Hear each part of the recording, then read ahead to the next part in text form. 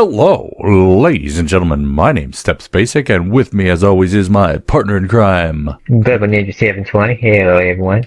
And welcome back to the Babbling Beards podcast. Hey, sounds all official and stuff. So, Oh, yeah. you want to give them the introduction as to what we're doing today?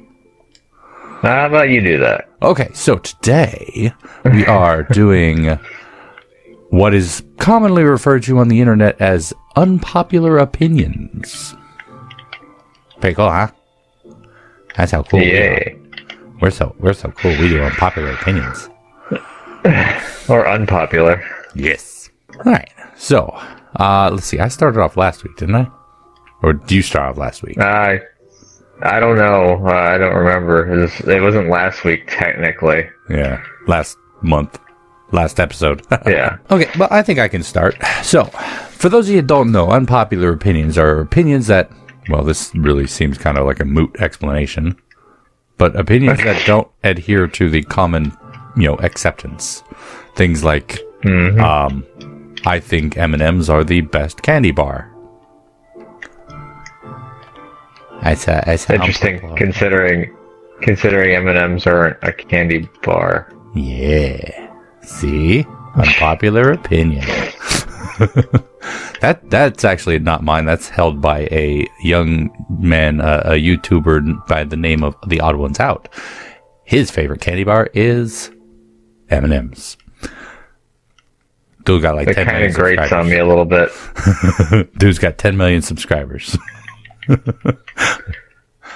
But anyway, so that's the premise of today's show, and I will start us off with my very first and probably milquetoast unpopular opinion.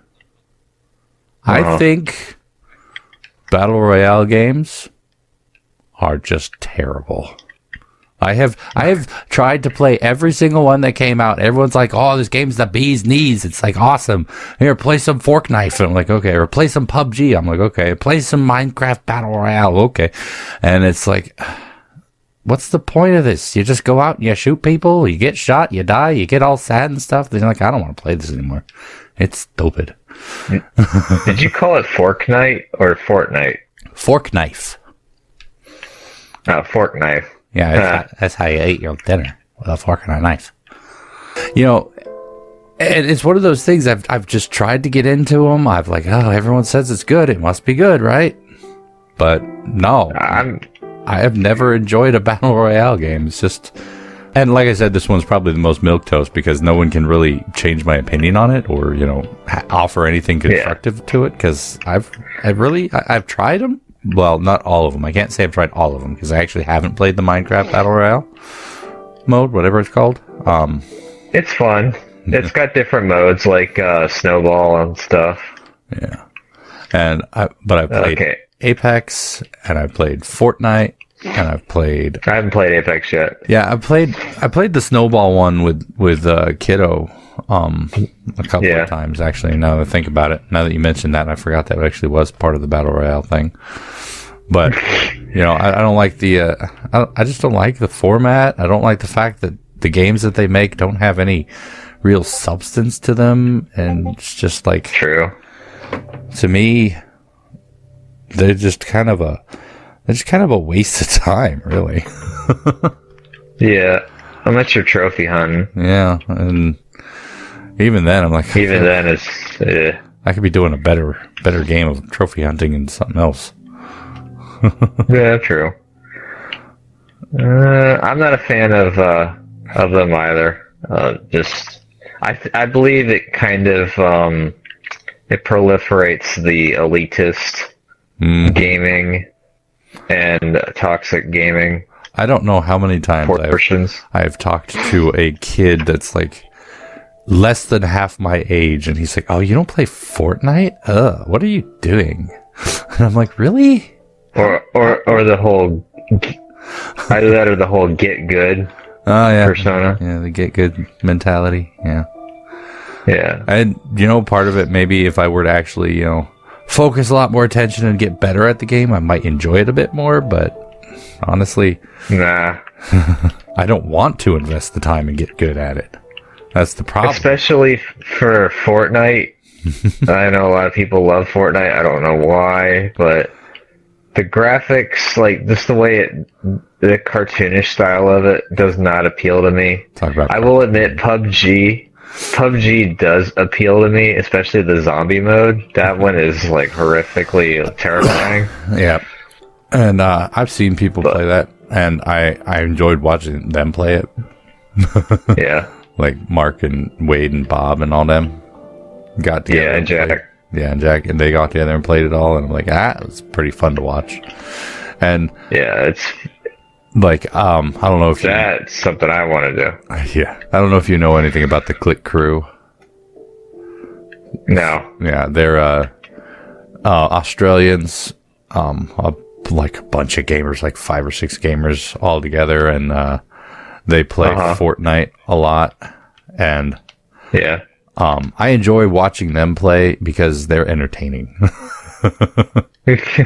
And honestly, I can extend the whole battle royale idea to other styles of games, and I know this one's going to rub a few people the wrong way, but Overwatch, Paladins, as much as I try to get into them, I just can't. Because I enjoyed Paladins and Overwatch. Overwatch started off not a fan of, but it kind of grew on me a little bit. I don't play it like regularly, but you know, I get my streaks every once in a while. I can say one thing though about them in their defense is I did enjoy playing them when I was playing with you and Viper Penguin, and mostly that was just because we could sit there and chit chat the whole time, and it was kind of fun just hanging out with you two. Oh yeah. Mm-hmm. But I mean, in essence, like Overwatch has somewhat of a semblance of a story, but even then it's like hard to follow from what I'd seen. And it's like, I like my games to have some substance, not just run around and shoot people. Which is why I never play multiplayer in Call of Duty either. Yeah. But that's basically... So you want me to do one of mine now? Yeah. Next will be you. What's your unpopular opinion? Alright, I'm going to go ahead and... Spoilers. Personally, I believe spoilers are actually useful. Interesting. Now... For me, was... Well, huh? No, you keep going. Like, for me, spoilers, if... let's say a big hype movie come out, like Endgame, for instance, and someone wanted to go see it, and then, like, they turned out, like, oh, it was crap, and, like, you know, this, and this happened, and that, and, like, they ruined this subplot, and went back against that such and such subplot. And for me, if that's the case, and from what I hear, if it corroborates and I hear it from multiple people that I trust and, like, you know, I know, it'll affect your decision. then I'm going to be like, yeah, and I'll be like, oh, well, you pretty much just saved me from having to spend the money to go to the theaters and, like, you know, waste my time. Because theaters are expensive. Well, yeah. And time is precious. You know, also the time. Yeah. But yeah. A lot of people don't like spoilers, but personally I enjoy them because it influences whether or not I want to watch something. And it, again, on the opposite end, if it's something like, hey man, you really need to watch this such and such, and they did this right, and they got this perfect, and they did this twist, and then I'm like, okay, cool, well, this makes me want to watch it, and or in the case of video games, make me want to play it more. And, you know, it's interesting. I mean, you've probably watched that Community show I talked about spoilers, huh? Yeah. Yeah. See, that was what gave me the idea for this topic. Good topic. Because, you see, I'm not really affected by them, like, too much. Sometimes I like to see other people's reaction to things. Like, I want to see somebody get excited about something, you know, and it's kind of an interesting little aspect, you know. And like you said, it does help to inform a decision.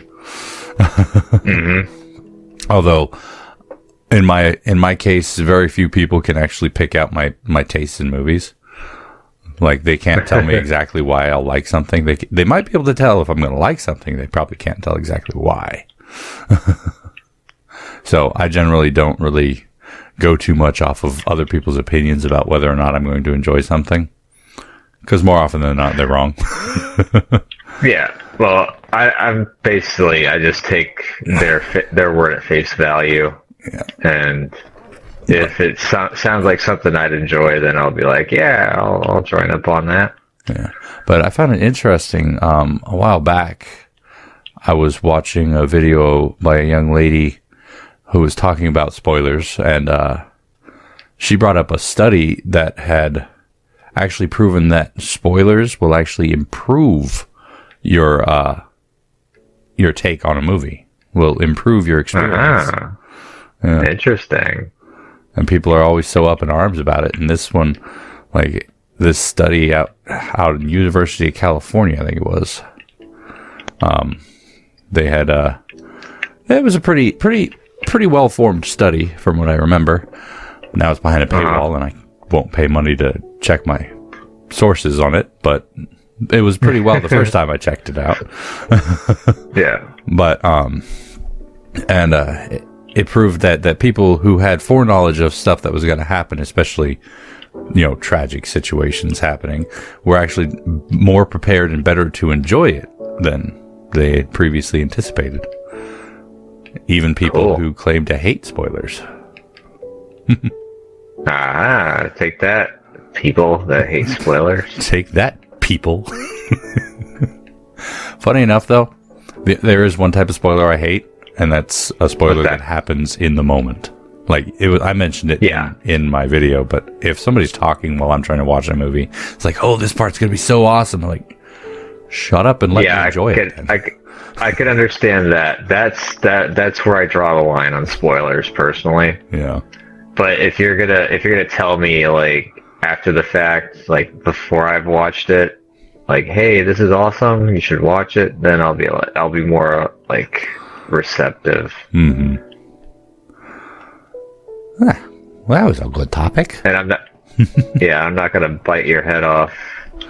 Yeah. Now, if you're like you said, if you're gonna it's sort of like blowing the plot while the movie's going on, then I'm gonna get testy. Mm-hmm. That goes beyond just spoiler territory into you are interrupting my experience now. Yeah, pretty much. Well, I think that's it. I guess we're gonna move on to a next bubble topic. The next topic. Next steps topic. Steps topic. All right. All right. So this one is actually recently, and you might have actually seen my video on this one as well, but this one has recently taken the internet by storm due to Sekiro Shadows Die Twice, where people are clamoring and complaining and whining and saying, hey, we need an easy mode in video games, otherwise it's going to break things. We can't enjoy the game. Yeah, I watched that video.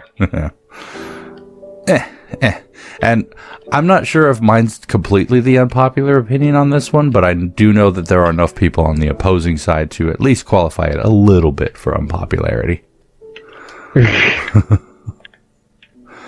Well, go ahead and elaborate what your stance is on that. Considering I know what it is, but our viewer base probably doesn't know. Yeah, our listeners are not aware of the fact that I actually think that it's fine. There's really no point to having an argument about this because of the fact that if it's optional, then it doesn't affect anything. And for people to be up in arms and complaining and saying, why would you want an easy mode in this game? It's supposed to be hard. Well, then play it on hard and stop complaining about the people who want it on easy. You're going to be better than them, no matter what. Now, of course, there is the whole thing that I don't care much for, which is hiding content behind difficulty levels. But that could be a pain in the tail. Yeah, I do like rewards for playing on higher difficulties. Now, if you make it like in terms of the storyline, where the harder mode changes the gameplay and like adds stuff, then hiding content, I guess you can get a slide for that. Yeah. In my opinion. Because there are some games where the storyline will completely be turned on its head when the difficulty is raised up. Mm-hmm. Then you start to actually understand some things. Yeah, like other certain aspects of the game story get shown. I fell. Yeah, like I can understand some things like that, but like hiding the entire story behind a wall. I can't remember any of the games I played it in, but I've played a few games where they had that happen, where you just turn around and you beat the game, and they're like, "Oh, come back and play it on a harder difficulty if you want to see the actual ending." I think you can kind of say that Undertale kind of did that, because you had to go through the genocide mode or the pacifist mode to get the different storylines. Yeah, I can't claim that one though because I've never played it. I never played it either, but I watched several YouTubers go through it. Yeah. And I do want to play that one sometime, but honestly, after having seen it played, it would be a little disingenuous for me to go into that one. Yeah. I'm still going to play it just for the fact that I haven't really actually seen a full genocide mode. Not that I would plan on doing that, because I heard that that's ridiculous, and I'm kind of spent on terms of ridiculous games, ridiculous challenges. Yeah. I've really burnt myself out on that. Yeah, you got to mention in that hard mode, easy mode video too because of that. Yeah, I watched it. Yeah, I'm just like, I need to take a break and stop punishing myself like that.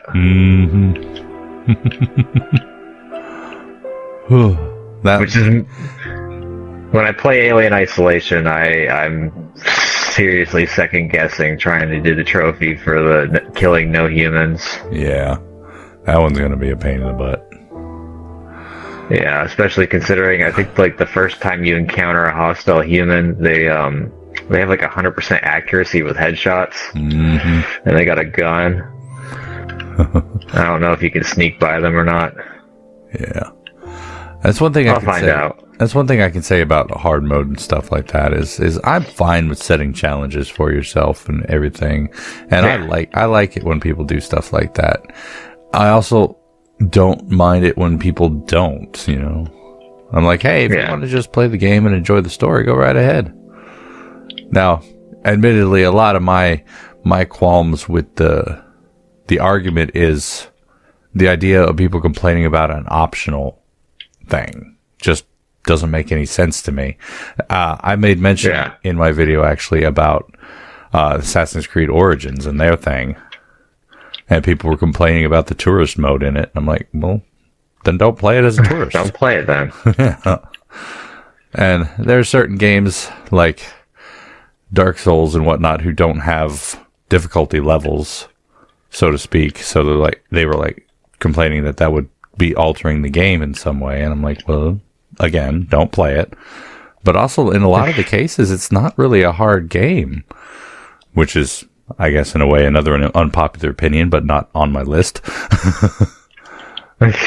Dark Souls is not a hard game. It's just about learning the tactics, people. It's not difficult.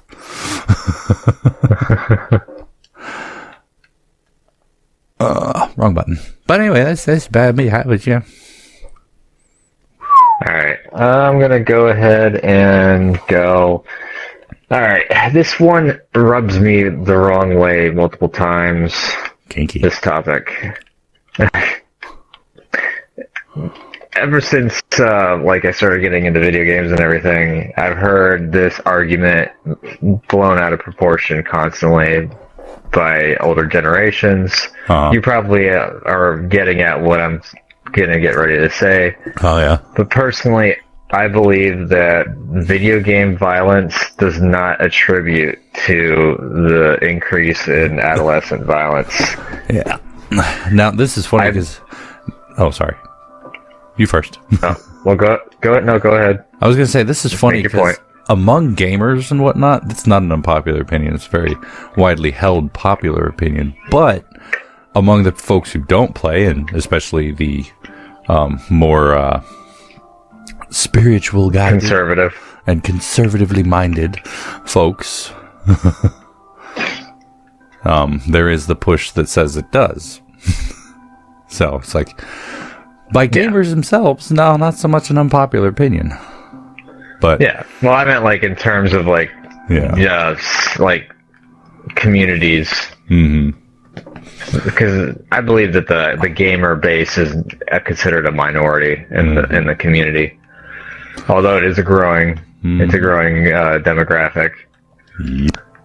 But to me, if parents are doing their job correctly for the most part, and they follow the ESRB guidelines, and they are like, well, I don't want my kid to have violence, like consume violent content, then you just got to turn that game case on the backside, read the ESRB rating, and be like, oh, my kid is this age range. Oh, this game is either in his or her age range or outside of it, and make your decision based off of that. Yeah. And it lists what's in it in terms of like violence or sexual content, stuff like that, or vulgar language.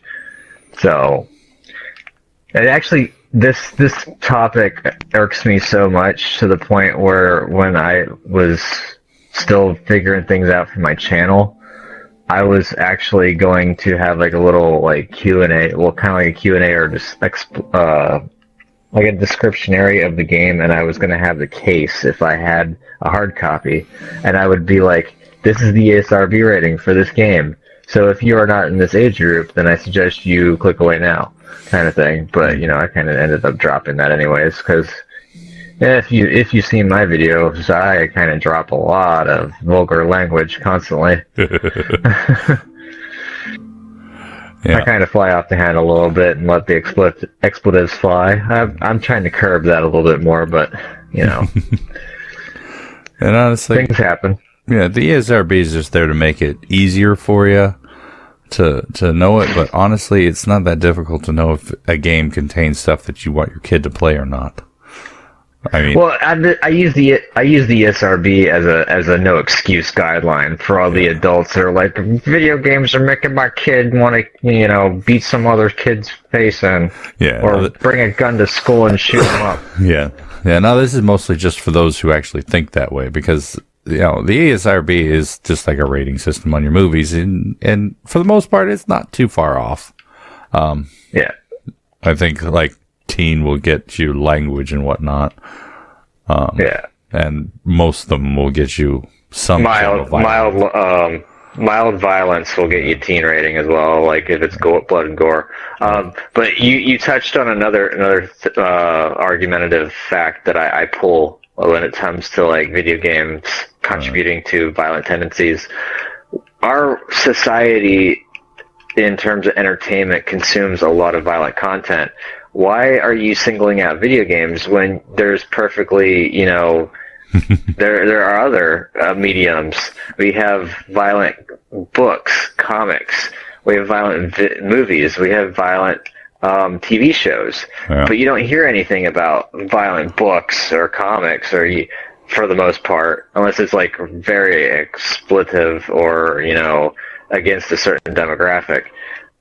Or they had that recently with, I think, DC. Mm-hmm. But the Killing Joke. Yeah, no, it wasn't the Killing Joke. It was actually no, it was Marvel. Never mind. They had a thing about a transgender mutant that was brutally murdered. I saw some articles go by about the Killing Joke, the alternate cover for the Killing Joke. Yeah. They had another one though. I think it was now that I remember, for DC, it was Lois Lane. They basically showed her being tortured and killed multiple different ways, back to back, in like a couple of issues. And it was the problem with that one was that comic was on the shelf at Walmart where anyone can get a hold of it, including small children. Mm-hmm. And the torture scenes were kind of very descriptive and detailed. So I can understand where that could be a problem, because that's where a little kid can just walk up, grab it, and start reading it. But at the same time, if you're kind of paying attention to your kid, you would at least, I mean, you could slip through the cracks a little bit here and there, but if you're on your kid most of the time, you should be able to curb that.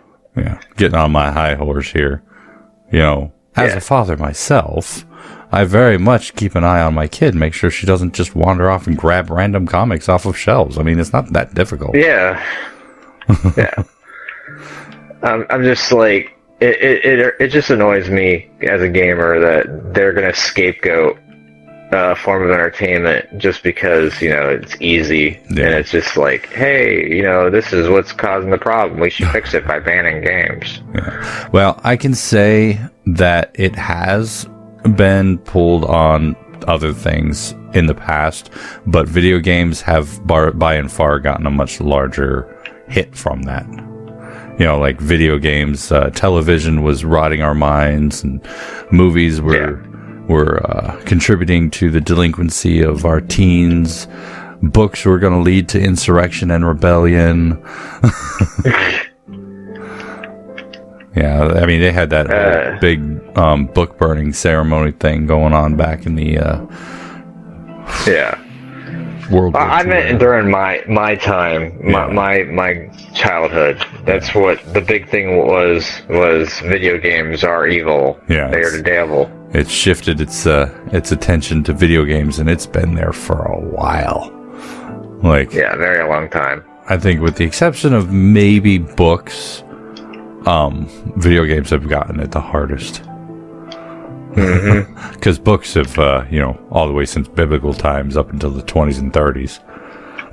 Oh, yeah. Yeah, but I know what you mean that though. It's pretty ridiculous. Yeah, it's just... And it's just a show, and, try to get people behind something like that. Mm-hmm. And it's they're using it for more than just violence anymore.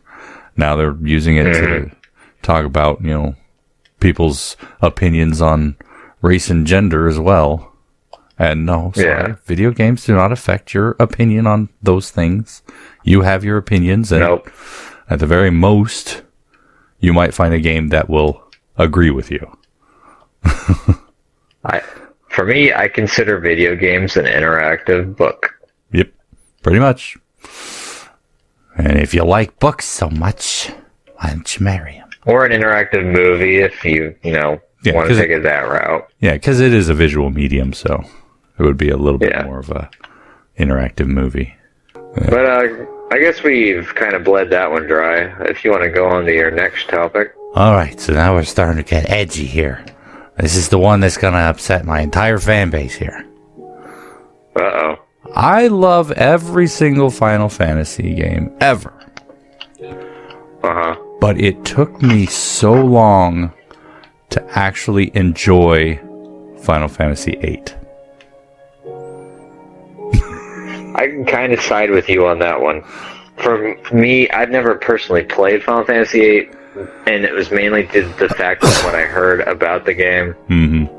With the fact that, you draw out your spells, you don't use MP. Mm-hmm. And I was like, ew. And that was one of those instances where it's like a spoiler of a game mechanic prevented me from actually playing a game. Yeah. Now, I will say this, if they do end up making a remake, quote-unquote, port for the PlayStation 4 or 5, like they did with 7 and 9, I will end up picking it up. Because I do eventually want to experience that story. Yeah. And it's funny because there was a lot wrong with that game, in my opinion, that just made it hard for me to actually get into it. Like you said, the draw system I did not like. I did not like the junctioning system, which was a way to improve your character stats. Beyond. Oh yeah, I completely forgot about that one. Yeah, and I didn't like that, and moreover, the story, if you can make it through to the end, suddenly a lot of things start to make sense. But it is really hard to actually get invested in the story because of how disjointed everything is throughout, and things are confusing. I'm gonna throw. Yeah, sorry about that. Go ahead. I was gonna say things are confusing and weird and not like weird in the that's interesting, but like weird in the what sort of way, and The whole scale to your level thing, which was like one of the few Final Fantasies, the only Final Fantasy, with probably the exception of any multiplayer ones that did the scale to your level thing, meant that the bosses didn't scale, except for maybe the final boss. They had a level cap. So you could go through and max out your character in literally the first area just by wandering around the forest and fighting caterpillars and bees and the occasional Tyrannosaurus. And so you can max out your characters, and by the time you get to the first boss, you sneeze at him and he dies. And literally, it just takes a couple hours. I did that regardless in Final Fantasy. I mean, I power level like a beast. Yeah, I mean, I don't mind doing that myself, but like, I feel like there should be, I don't know, something. Some challenge, yeah. Like you should be able to not be able to max your characters out in the first area. I feel like that was a bit too much. I just remember going back to the ESRB rating. Uh-huh. I want to do a little fun fact. The ESRB rating was brought into creation due to Mortal Kombat when it first came out. It was so controversial with the amount of gore and violence that game brought about our ESRB rating. Mm-hmm. And then with this one, for Final Fantasy VIII, there is basically what you were talking about with the reason why the storyline is so kerfuffled is because it deals with time travel, from what I heard. Time travel and lost memories.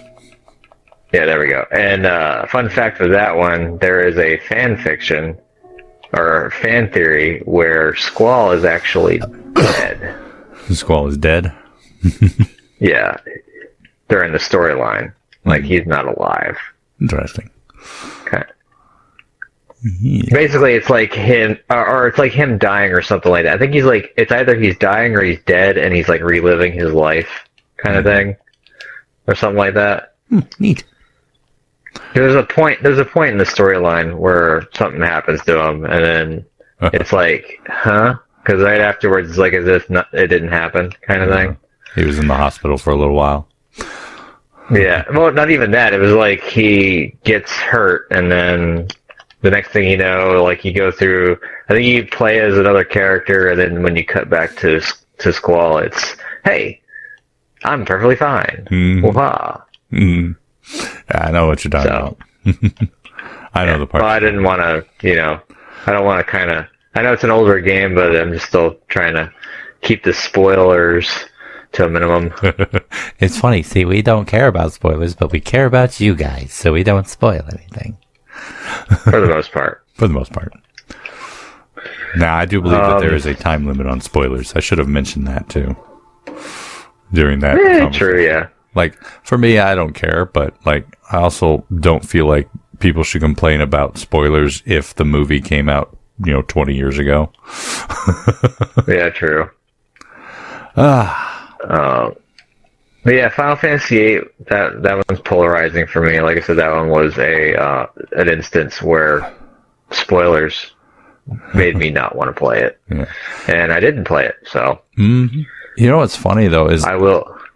Go ahead. Being who we are, being our age and everything, 7 is like the go-to. We love 7. 7 is the best, more or less. I mean, it's a good one, but it's not my absolute favorite. Yeah, but apparently the wider populace of the internet are like Final Fantasy VIII, Final Fantasy IX level age.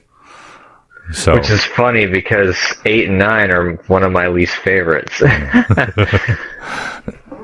So it's like we grew up around the like I've mentioned before how many I've played, and 7 was the first with 3D graphics. I mean, we had the faux 3D in 6, but 3D graphics first came in 7, and that was revolutionary for me. And so then 8 came out and had more realistic character models, and that was when all the youngins got into it. And I've seen so many people come in and say, Final Fantasy VIII is my favorite Final Fantasy. Don't at me. And I'm like, well, that's kind of like Okay. Yeah. I mean, if you want to throw your opinion out there on the internet, you have to expect people to, comment on it. Yeah. Debunk it and stuff, or oppose it, or debate it at least. Yeah. For me, my favorites were, I liked Final Fantasy IV as like a mainstream one. Mm-hmm. 6 was pretty good as well, mainly for the fact how the storyline goes. That one was amazing. Yeah. Oh my god. I still haven't even finished that one. I need to finish that one. Yeah. But in terms of quote-unquote not mainstream Final Fantasies, in terms of being numerically ordered, my absolute favorites, hands down, have to be the Lion War, which is Tactics, or War of the Lions, I should say, and Dirge of Cerberus, which is the sequel to 7. And that Which a lot of people did not like Dirge of Cerberus. I was going to say that in itself is kind of an unpopular opinion. Yeah, they said a lot of people say that Dirge of Cerberus is an abortion in terms of the or should have been aborted for a Final Fantasy title. But I enjoy it, and I am going to be playing that game on my channel once I get everything situated and got some time for it. Good news is it's fairly short. Yeah, which was my chief complaint about it. Actually, I think sad part for me is I bought the game back when it came out. I got like the nice hollow foil case and everything, and I'm like, yeah, my favorite character, Vincent Valentine, and I get to play as him all pretty much 100% of the time. Yeah, but I didn't have a PS2 at the time. Oh. So my buddy, he was like, hey, you can come play it over here. I got a PS2 and stuff like that. He's like, the only thing is I get first dibs. I'm like, okay, fine. I sat and watched him play the entire game at one sitting, nine hours. He played the entire game through, and he's like, "Yeah, it was a good game." And I'm like, "Wow, I just saw the entire storyline, and I had never touched the game." It's like, thanks, buddy. I went immediately home and I put it on my shelf, and I never played it, even after I got a PS2. I was like, I got a different game I got to play. I guess that what happened was I just wanted to shelve it long enough so that I could forget about the storyline. Mm-hmm. I understand. I've done that before. Yeah. I think one of the biggest problems a lot of people had with that was, it was a Final Fantasy title, a Final Fantasy VII title, and it wasn't an RPG. Yeah, I was about to say, the reason why people had a problem with it is because it wasn't quote-unquote Final Fantasy, because it wasn't turn-based. Mm-hmm. I think it was the first non-turn-based Final Fantasy game. No, but pretty close. Chocobo's Dungeon. Oh, yeah. I forgot about that. I didn't go to prom so I could get that game. But then again, I wasn't really, didn't really want to go to prom anyway. God. I almost scalped my ticket as for prom as well. All right. For my next topic, this one's probably going to get some people. The stigma in the movie world where movie adaptations of video games end up being usually not well received for the most part. Of course, there are some that actually have managed to break that stigma. I personally believe the reason why video game adaptation into the movie scene doesn't work is because of the fan base that gets stoked about watching those movies. They want to see too much of a perfect copy from video game to movie. Well, overhype, yeah, but I think the main boil down is they want to see a carbon copy of the video game story brought to movie, and it doesn't end up being that way, because if you're just going to copy the story, you might as well just play the video game and skip the movie. So that's where everyone's like, oh, this is crap, and then they don't want to play it, or I don't want to watch it. It's like, I'm going to go back and play my video games. Me personally, there are a lot of movies that were adaptations of video games, and they're pretty decent. I mean, we recently had the Warcraft movie. That one completely, well, not completely, but had a lot of deviation from the original lore, but albeit being a MMO, it's deviated from its own lore on numerous occasions. But it was a good movie overall. I enjoyed it. Yeah. The very first one the very first game adaptation that I saw in theaters was Spirits Within, and I will admit, I was not a fan of it when I first saw it, mainly for the fact that I said other than the fact that there was a character named Sid in the title, it had nothing to do with Final Fantasy in terms of the video games. So, but once I took a step back and I was like, think of it. They did really good with they did a really good showing with the CGI. The storyline was pretty decent. Like, it wasn't, top notch, kind of like perfection, but it was still entertaining. Yeah. So, I think they did good with it. Yeah. And to be perfectly honest, there hasn't been an adaptation that I didn't like, except for like some of the, like, I think they dragged Resident Evil out a little too far. I will say that I was not a fan of that one. Another adaptation I wasn't a fan of was the Super Mario with John Leguizamo. I love that movie. You did? I did. I love that movie. I very much watched it not so much as I very much watched that one as not a Mario Brothers movie. Yeah. Like, they had like nods to it and whatnot, and I watched it more of like a fan fiction and less of actually related to the game itself. I mean, if I go back and watch it now, I'm probably going to have I'll probably enjoy it more. Yeah, and that was. But when I was a kid, I was like, "This isn't Mario." Yeah, and that was the thing. I enjoyed it because it was goofy and over the top, and I liked Daisy. She's cute. Yeah, they brought Daisy back. I liked Silent Hill too. That one was good, and Silent Hill. Oh yeah, I was actually about to say that Silent Hill was friggin' amazing. Yeah, that one actually had me squirming in the movie theater. Yeah, that one was good. The whole barbed wire scene was pretty amazing. Yeah, and Pyramid Head. Oh my God. Oof. Yeah. Don't get me started on Pyramid Head. Are you out of topics? No, I've got one more. Okay, so this one's a little bit deviating from just Final Fantasy, or not just Final Fantasy, obviously deviating from Final Fantasy, but we're deviating from just video games. Video games? Yeah, we're going into pop culture. Well, yeah, I've already deviated from that as well, so go for it. This one's going into pop culture and whatnot. I believe that gritty reboots are the worst. Gritty? Gritty reboots. Now this one... So... Explain on that one. Extrapolate. Well, first of all, I feel like there's a kind of a continuum, as it were, a little graph from, like, depending on how wholesome the show was and how gritty they make it will determine how much the reboot sucks. Like, this one I got because I watched the new Sabrina the Teenage Witch.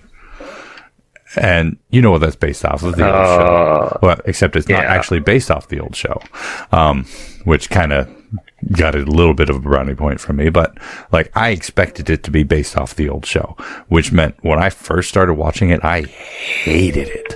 It took me like 4 episodes to actually start somewhat enjoying myself.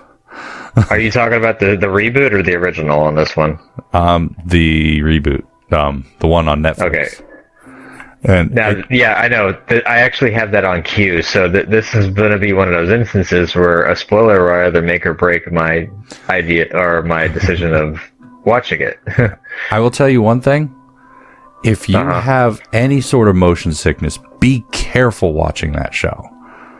Like, did they do broomstick flying and stuff, and it gets kind of wonky? No, they do fisheye lens and blurry vision, like, off and on throughout the whole thing. It's not even very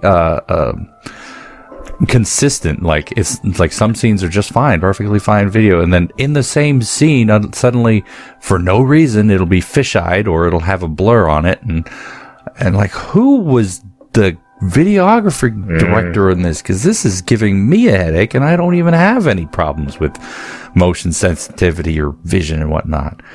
And like Sabrina the Teenage Witch was very much a wholesome teenage comedy, and it was great. I loved it. I was about the right age for it too at the time, and yeah, they rebooted it technically in a comic book form, which later became the Netflix adaptation. And I haven't read the comics, so I had nothing based on. In fact, I didn't even know the comics existed until after I started watching the show. For one thing, Hilda was no longer the caring over. Hilda was the intelligent one, right? No, Zelda. I don't remember. It's been years since I watched the Sabrina series. Well, the intelligent one was no longer the very caring, loving, intelligent aunt anymore. She was vindictive. She was evil. She was basically a monster in human form. The kind of like fun-loving aunt was no longer a fun-loving aunt. She was a ditz, an idiot, and basically succeeded through life on accident. She was incidentally my favorite in the reboot, my favorite character in the reboot, because she actually felt human to me. And I felt more invested in the side plots of this show than I felt invested in the main storyline, because Sabrina I immediately did not like, because as much as she was supposed to be a human character, she came off as very two-dimensional. And a lot of the characters, a lot of her friends and whatnot were like token characters, and it felt very forced to me.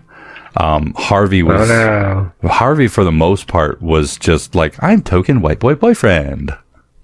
Though later on in the series, he actually got a bit of a developmental arc, and I kind of liked him. But just for please tell me Salem was actually half decent. Salem. Oh, I was really pissed about Salem for a second. It took me a long time. Like at first, I thought Salem was not Salem. It's like, where's Salem? They had another character. Shoot, I can't remember his name. It started with an A. I liked the character, but I thought he was the substitute for Salem, so I was immediately turned off. But then I found out he wasn't the substitute for Salem. He was actually a standalone character, and I liked him. I'm like, okay, I don't hate you anymore. You're a decent person, because your story is actually one of the more interesting ones, and they never finished it. But Salem doesn't talk. Oh, lovely. Salem is a demon in a cat form. Lovely. Yeah. He's literally a witch's familiar. Yeah. Oh, that's basically what.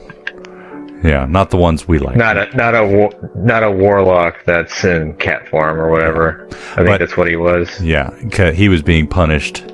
That was the new guy's story. He had Salem's story of being a warlock. So basically, that was a Daryl Dixon. I like to call it. Pretty much, except he had parts of Salem's story. So technically, his story did exist within the original content, but not as his story. I call it a Daryl Dixon because of the fact that Daryl took aspects of Andrea and Tyrese and ended up getting them killed early off. You know? Yeah. But I can say that, like, in the whole, like, Sabrina brought this up, but I've had the idea for a while. Like, anytime I see a gritty reboot, I don't want to watch it. Like, I think Riverdale was one of them, which is supposed to be the gritty reboot of Veronica and Betty, Archie comics. And it's just one of those teen drama shows now, and I'm like, well, this isn't fun to watch. I'm not a teenager. I don't go invested in teen dramas. For me, I'm going to go ahead and flip side your argument in terms of controversy, where instead of it being revamped or rebooted as a gritty and not being, enjoyable, for me, it's them, how should I put it? Rebooting a story and making it to the point where they're dumbing it down and making it kiddie-ish, just so they can go to a demographic that's younger. Disney-fied. For instance, yeah, I was about to say the Disney fairy tales, aka the bastardized Grimm fairy tales. Mm-hmm. Yeah, not a fan of that either. It's like the whole spectrum. I'm going to say yes, Disney did amazing in terms of adaptation. I respect the fact that, they brought those stories to light. I don't respect the fact that they mistold them and pretty much give children a misinterpretation of how life is. Mm-hmm. Yeah. Enjoyable stories, but they really should have, just taken inspiration from them, not put the name on them. Yeah. Yeah, they should have made their own stories, using those as templates at the most. Yeah. Oh. Yeah. Honestly, reboots in general, if they don't pay good homage to the original, just generally end up sucking. They just yeah. So, any other add-on you want to do for that? Or addendums? No, I mean, I don't like things that are rebooted, and they change everything about them. I very much hate that because, I don't like fan service either, but for the most part, at least if it's respectful to the original material, then it's acceptable. Okay. I'm gonna go and change gears. Mm-hmm. Unpopular opinion in terms of celebrities that I'm not a fan of. Gotcha. I've noticed a lot of male or not characters, but males tend to say that Angelina Jolie is oh my god, amazing. She's a goddess in terms of looks. And I'm no. I'm not a fan of her personality somewhat in terms of how she acted in some possibly ruining a marriage. I mean, it's cool and all that she likes to adopt children. Yeah, that aspect I respect. But for the most part, her personality is not to my liking. Some other celebrities I'm not a fan of would be Tom Cruise, just mainly for the fact from the way he acts out in public. Yeah, I don't think that's and really the way he thinks anymore. He's full of himself. Oh yeah.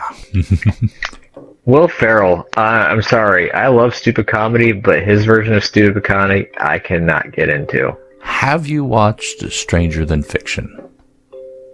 No, I haven't. It will maybe not completely overturn your opinion on Will Ferrell, but it is an awesome movie that you should watch. Okay, I will earmark that. If I can get a hold of it, I will watch it. It's a good one. Okay. Of course, Mel Gibson, with his ranting and not random, but numerous accounts of him being completely assist in every regard, pretty much. Ist. Just ist.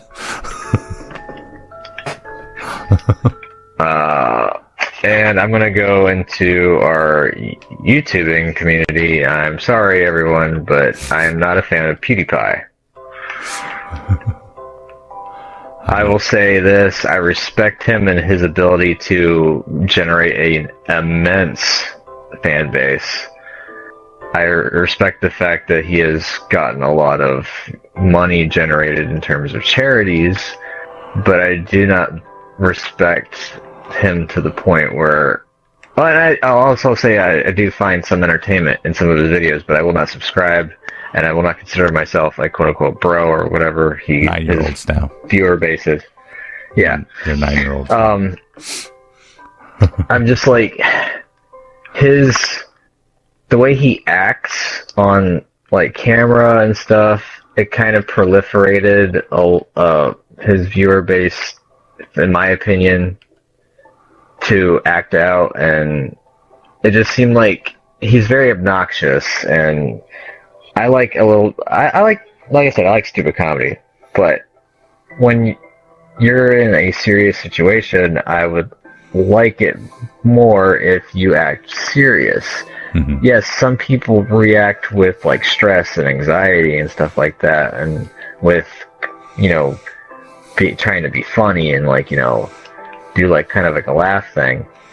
Wow. But yeah, but when you're constantly just cracking bad jokes or just being obnoxious just to be funny, that's just coming off as being like horrible, in my opinion. Mm-hmm.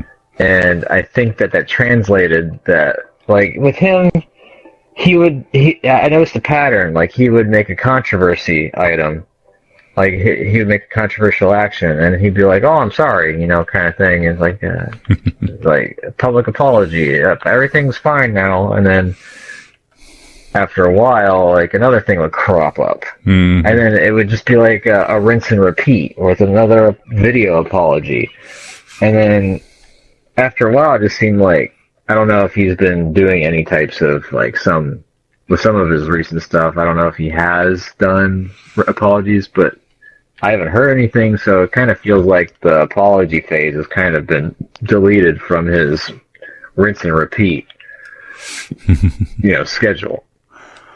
Well, I can say that from what I've seen, from what I've followed of his stories, he has actually been taking more responsibility of it, and especially with the was it the new church?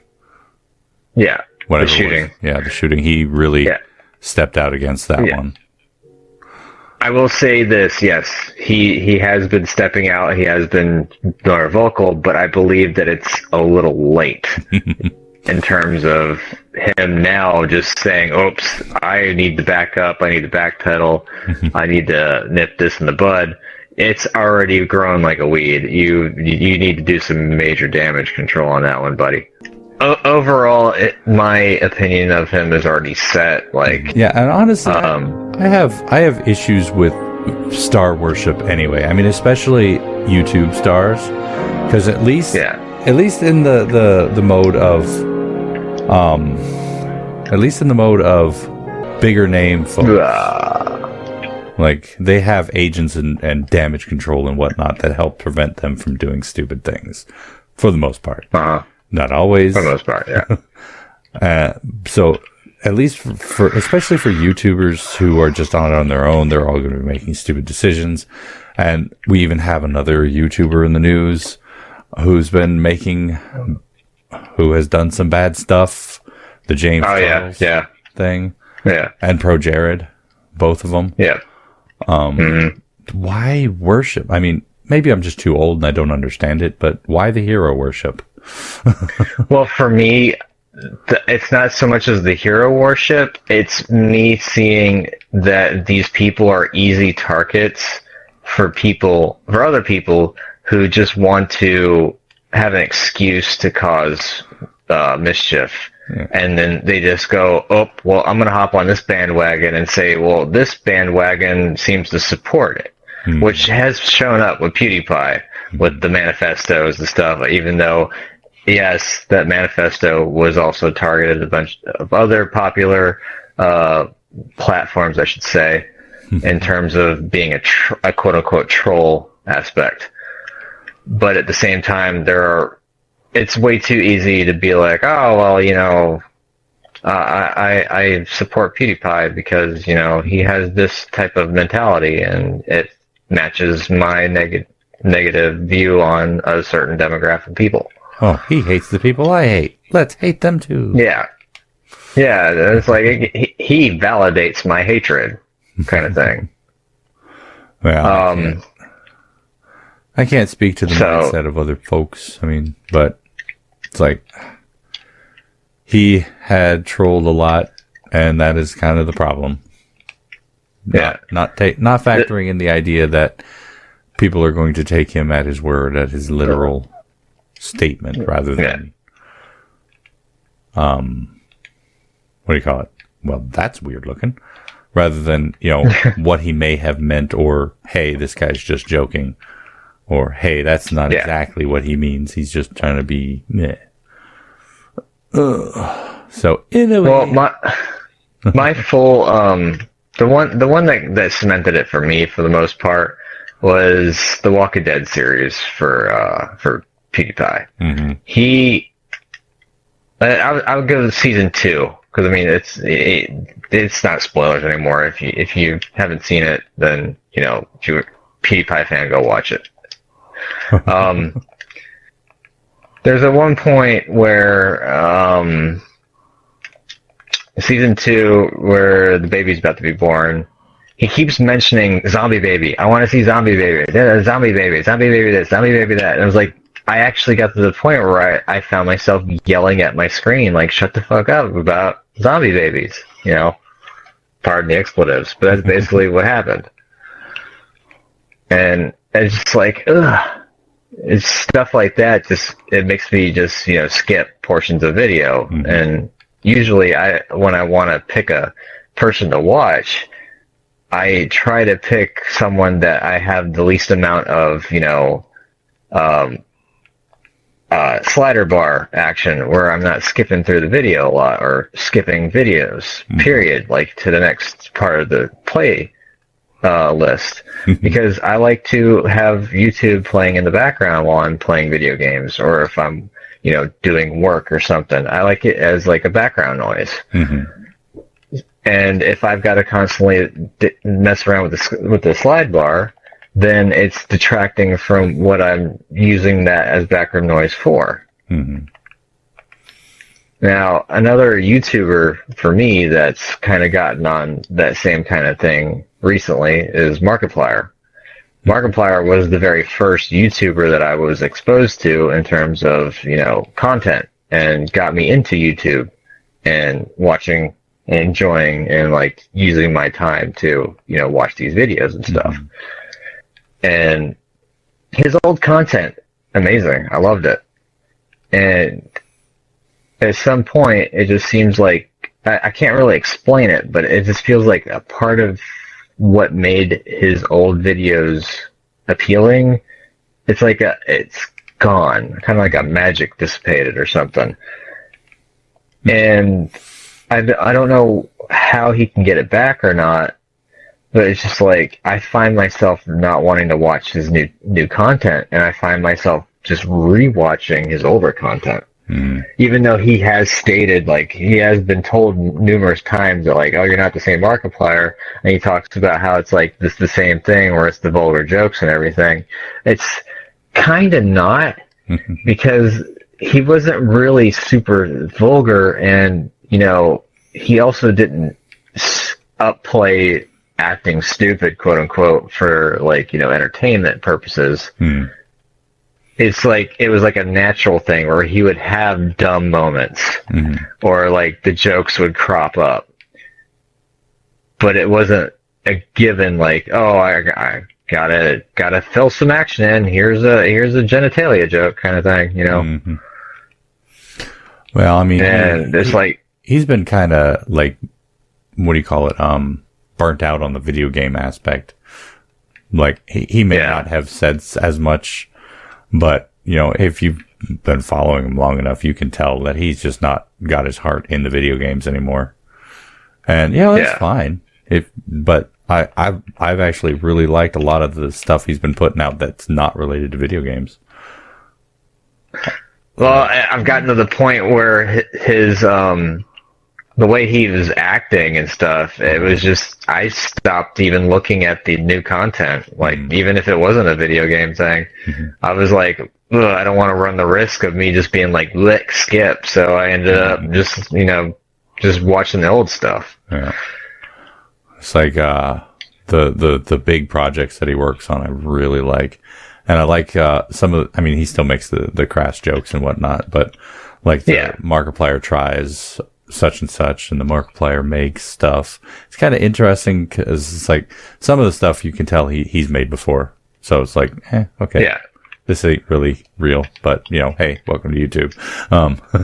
But I like the encouragement, as it were, to try new things, like the riding a horse and learning to fence and what stuff like that. Like, these are some things I wanted to do for a while.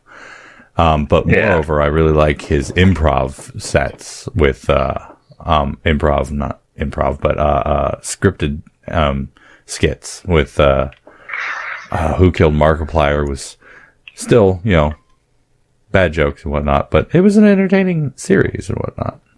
Yeah.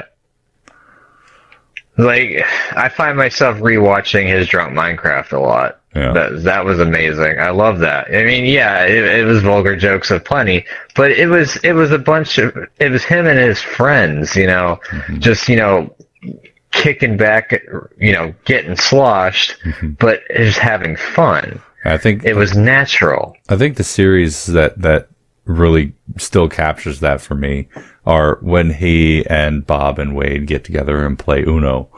And I really feel like that really captures the old essence, him just having fun. No investment in any storylines or anything, just, getting in, having fun. I'm going to say yes and no. I've watched some of it, and it feels like it's kind of forced on Mark's end. Whoa. It's probably going back to what you were saying, where he's burnt out in the gaming. Mm. But for me, it just feels like he's lost a veneer or something, or like a paint coating of emotion, and I don't know if he's able to get it back, kind of thing. Yeah. I mean, I haven't watched the new thing he put out, but like when he gets it in his mind to tell a story, like not related to video games, he can be pretty darn interesting. I don't like the profanity and the vulgarity. I actually used him to desensitize my kiddo to a lot of that because, her mom is pretty vulgar, and whenever her mom would start cussing really loudly, it would actually make her cry. And so I'm like, let's find a way to desensitize her. Hey, Markiplier. Yeah. And so it's useful. And another series that I enjoyed was pretty much like his FNAF series. That was fun. Well, towards the beginning. Towards the end, you could tell he was just done with it. Yeah, he was doing it because it was expected of him. Yeah. What was another thing? His Dead Space series. That was amazing. Mm-hmm.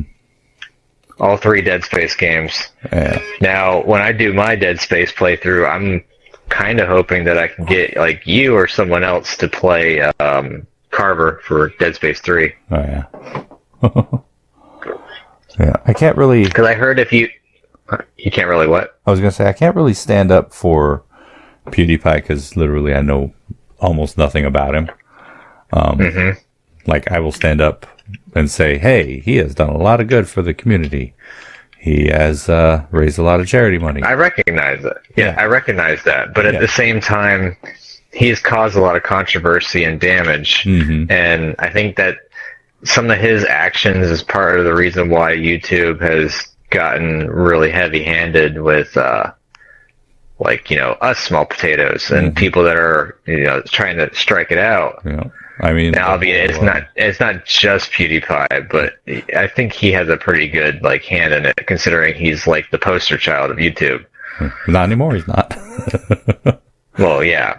Yeah. The Adpocalypse came about. The first one, I think, came about from him, and the second one came about from the Logan Pauls, or the Pauls, the Paul brothers. Another group of things that really just make me hate the whole idol worship. I just don't recognize him. I don't give him the light of day. Yeah, I don't. I worry about the kids who do, though. That's why I didn't even put him on my list. He was so out of mind that I didn't even register him. Mm-hmm. Yeah. Oh. Yeah, idol worship irks me. I will always stand up for people's right to say what they want, but I will also stand up for the right of people to say, hey, you ain't got to listen, or I ain't got to listen. Yeah. Like, you want to say stuff, go right ahead. I'll just do it over here. I'll do. There was a saying that I enjoy a lot about in terms of like rights and stuff is like, I know I'm going to butcher this, but it was like your right to throw a punch ends the moment your fist connects with the next person's nose or something like that. Pretty close. Your right to punch the air ends where my face begins. There we go. Yeah. and it's like that's an amazing way of putting it in terms of like, you know, personal rights. Mm-hmm. But that same instance though raises the question of where does my face begin?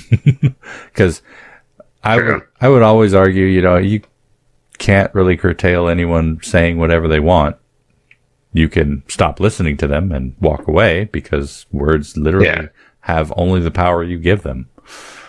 And so, you know, but then at the same instance, if somebody says prompts another person to come and mess up our monetization,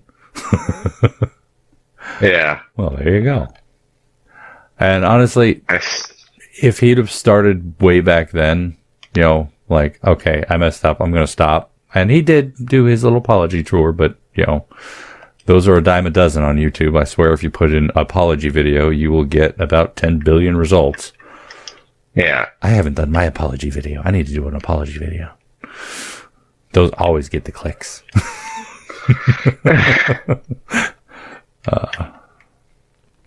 But at the same time, you know, there's always people who feel they need to apologize for things that they don't have to apologize for. Yeah. So it's not always warranted, but, you know, got to appreciate the people who actually take responsibility, even if they're just doing it for clicks. I hope I never get to that point. Well, I mean, I don't think you ever will, because you don't really. No. I think at most you might apologize for profanity. But I've done that multiple times. Yeah, but like with me, you don't really involve politics, religion, controversial stuff, with the exception of today's video, in your content. Yeah. Although there have been some issues that have cropped up in the news that have made me want to make a video in terms of that, but then I was just like, you know what? I don't even need that heartache. Yeah, I kind of feel stupid. I've done a couple of them, and they felt very bandwagony, even though that was not my intent. I don't like to do hot takes. If I'm going to do a video about something, I'm going to sit on it for a bit and try to get my brain composed properly, and then decide, is it worth making a video about? And there was a couple of times when I jumped the gun and just made the video, and I feel stupid for making the video. Not so much because I regret anything I said in them, but because I feel like I could have expressed myself better. Yeah. Or I felt like basically your anger got the better of you, or your pent up emotions. Yeah. Another school shooting where I feel like I'm losing control. Yeah, you basically saw red. Mm-hmm. One of them was that Daddy of Five series. Ugh. Another YouTube issue. I got really emotional about that one. Child abuse, really. I think I saw that video before. You took it down. Yeah, because I'm out of topics. I think you're out of topics. Bottom line I pretty much was just trying to get my my last bit of talk in. Yeah. I don't understand idol worship. Maybe I'm just too old for it. But then again, I've never really idol worshipped, even back when I was about the appropriate age for it. Now, I will say this in terms of, I guess you can kind of consider idol worship. For me, a person that has embodied pretty much a good balance in terms of, you know, the vulgarity to sincerity, I should say, would be Jacksepticeye. Oh, I like that guy. He's pretty cool. He's a good kid. He's got a good head on his shoulders. Yeah, I mean, like, he's a guy, like, you know, you watch him he throws out the expletives quite frequently. You know, he can be vulgar when he kind of wants to be and stuff, but he's always, in the end, he grounds himself. Yeah, he's been cutting that. He doesn't go. He doesn't fly off the handle and like do something that's like extremely offensive. Mm-hmm. His has always ended up becoming like, you know, decent. Mm-hmm. It's not like something that's like so off the wall that it's like, oh my god. How could you? How could you? Yeah. Yeah, pretty much. But anyway, I think that will be it for our stream tonight, because it is 12:17 and I need to get to sleep. Me too. But anyway, I gotta get up and try to figure out how to get my stuff together. Yeah. I want to say thank you guys for joining us. I know you may not share our unpopular opinions, and you're more than welcome to voice whatever unpopular opinions you have in the comments section. And of course, down in the comment section, you're also more than welcome to leave whatever, you know, logical debate against our unpopular opinions that you want to leave, you know, high quality YouTube comments. But no, seriously, you're allowed to comment anything. I don't care. I will be happy to read them and respond to them as well, Mr. Bubbleninja. But thank you guys so much for joining us for this Babbling Beards podcast. Hopefully you guys enjoyed it. And if you did, please go and poke that like button for us. If you'd like to see more from us, make sure to hit that subscribe button. And of course, as always, you're more than welcome, like I said, about the comment section. But yeah, closing remarks, sir. You pretty much hit the nail on the head, and be sure to catch. Well, also, if you want to give us a topic, and if we deem it worthy in terms of us being able to find enough information on it, and also we figure it's not controversial enough for us to, you know, get our heads bitten off for voicing it, and maybe you'll see it on a new video. This is our controversial video. This is the last time we're ever going to do it. But anyway. You never know. Yeah. Anyway, tune in for the next topic next month, and thank you guys, and yeah, good night. Good night. I gotta click this up.